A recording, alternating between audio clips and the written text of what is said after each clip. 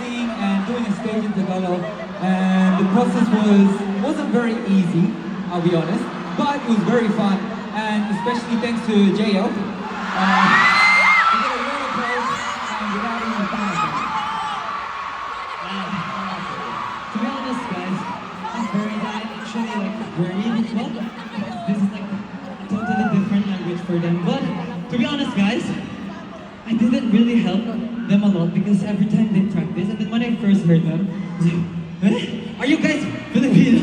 Like, you sound better than me. So it's not only because of me, but it's also because of the members po. Promise mo yun. 우리 제 녹음에 우리 많이 배우잖아요. 우리가 한 번씩 배우고 분들이 이야기 해볼까요? So dahil kay JM, natuto rin na kami mag-Tagalog, right? Why don't we share what we heard with the fans?